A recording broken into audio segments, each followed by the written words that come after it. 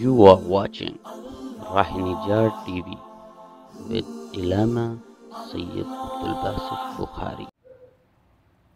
औज़ुबिल्लाहि मिनश्शैतानिर्रजीम बिस्मिल्लाहिर्रहमानिर्रहीम सल्लु अलल हबीब अल्लाहुम्मा सल्लि अला सय्यिदिना व मौलाना मुहम्मदिन व बारिक वसल्लिम वसल्लि अलैहि।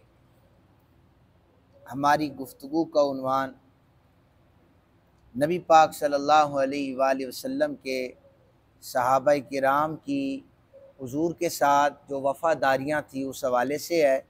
ये उन्वान आधा पिछले इतवार को बयान हो चुका है हफ्ते को। आज मज़ीद आगे कुछ अहादीस में बयान करता हूँ कि सहाबाए किराम रिदवानुल्लाहि ताला अन्हुम अजमाइन किस अंदाज से अपनी वफ़ादारी का सबूत देते थे। हज़रत अनस बिन मालिक रज़ी अल्लाह ताला अन्हु हदीस पाक के रावी हैं और ये हदीस पाक इमाम तबरानी, अबू नुएम, इमाम हैसमी ने ये लिखी है और इसके तमाम जो रिजाल हैं वो सही हैं। जितने भी रावियों ने इस रिवायत को रिवायत किया है ये सही हैं। हज़रत अनस बिन मालिक कहते हैं ग़ज़वाए ओहद का दिन था, अहले मदीना सख्त तंगी और परेशानी में मुब्तला थे। अचानक मुनाफिकीन की जानिब से एक गलत फहमी फैलाई गई कि नबी रहमत सल्लल्लाहु अलैहि वसल्लम को शहीद कर दिया गया है।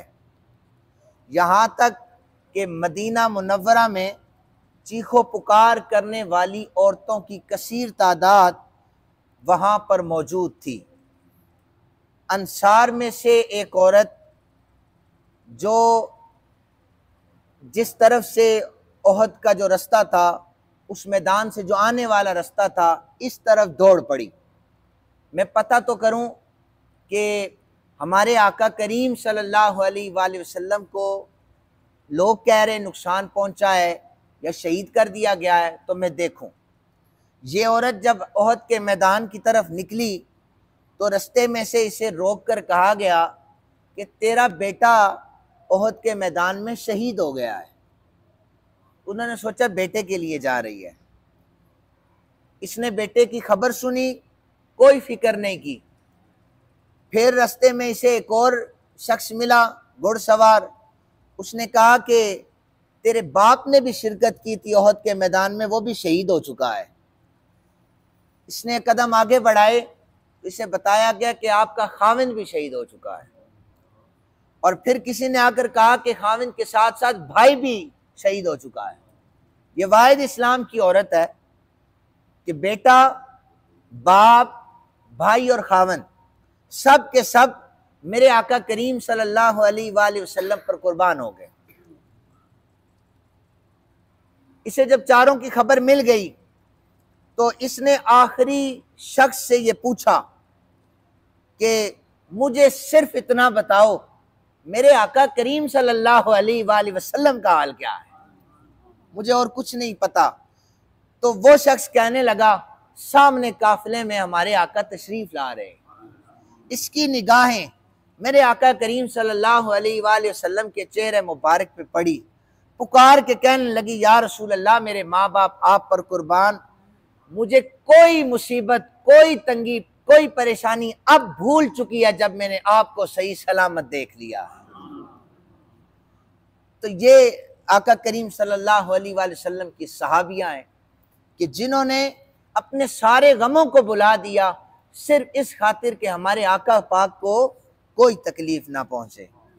दूसरी हदीस मुबारका हजरत उमर बिन खत्ताब रावी हैं।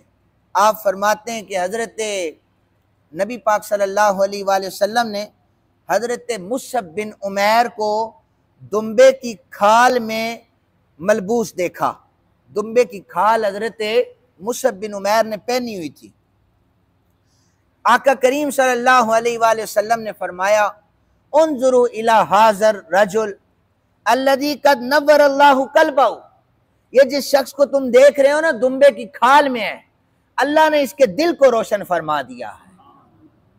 या रसूलुल्लाह सल्लल्लाहु अलैहि वसल्लम, फिर आपने फरमाया कि मैंने अपनी आंखों से देखा है मुसअब बिन उमैर ऐशो इशरत की जिंदगी गुजारता, और फिर इसके वालिदैन पूरे अरब में सबसे अच्छा खाना मुसअब बिन उमैर के घर पका करता था, सबसे अच्छा कपड़ा मुसअब बिन उमैर पहना करता था, और खुशबुएं सबसे अच्छी हजरत मुसअब बिन उमैर के घर में होती थी।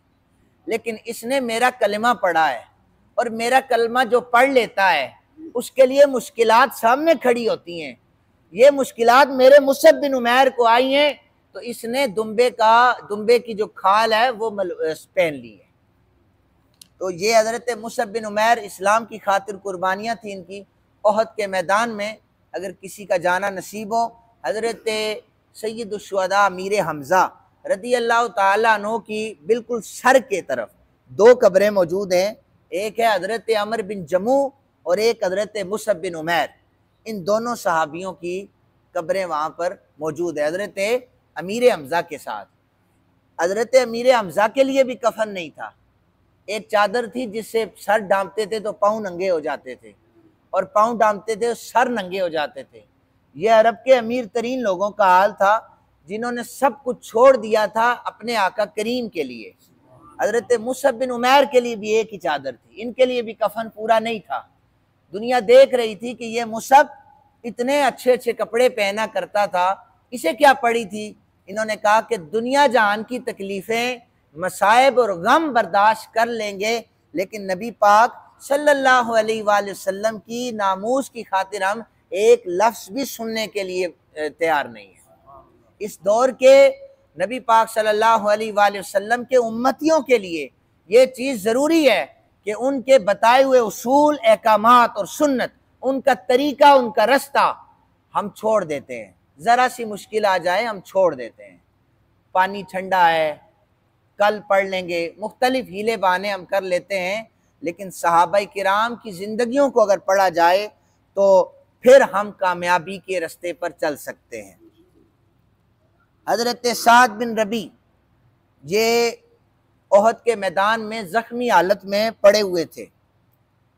इन्होंने हज़रत उबई बिन काब को बुलाया, ज़ख्म बिल्कुल यानी चूर चूर थे ज़ख्मों से। इन्होंने बुलाकर कहा कि उबई, आका करीम सल्लल्लाहु अलैहि वसल्लम की बारगाह में जाकर मेरा सलाम पेश करना।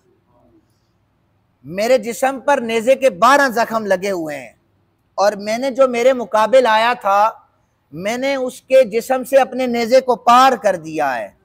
अपने कबीले के लोगों से कहना कि नबी अकरम सल्लल्लाहु अलैहि वसल्लम को कुछ हो गया तो तुम में से अगर एक फ़र्द भी ज़िंदा बच गया तो क़यामत के दिन उसका कोई उज़र कबूल नहीं किया जाएगा।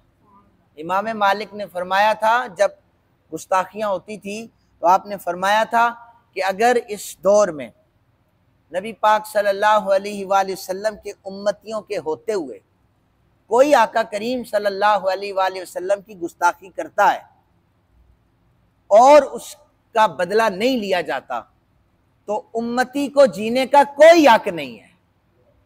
उम्मती को जीने का कोई हक नहीं है।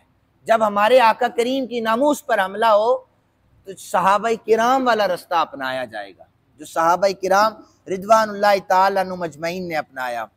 आखिरी रिवायत सुने, इमाम कस्तलानी रहमतुल्लाह ताला अलैह बयान करते हैं, नबी अकरम सल्लल्लाहु अलैहि वसल्लम से मोहब्बत की एक अलामत यह है कि अपने कोलो फेल से आपके दीन की मदद की जाए, अपने कोलो फेल से आपके दीन की मदद की जाए, आपकी शरीयत का दिफा किया जाए, और सखावत में आपकी सीरत तय्यबा को अपनाया जाए, बुर्दबारी, सबर, तवाज़ो वगैरह में आपके नक्शे कदम पर चला जाए, यानी आपके तमाम अखलाक जिनका जिक्र इस किताब में हो चुका है अपने सामने रखकर ज़िंदगी को गुजारा जाए।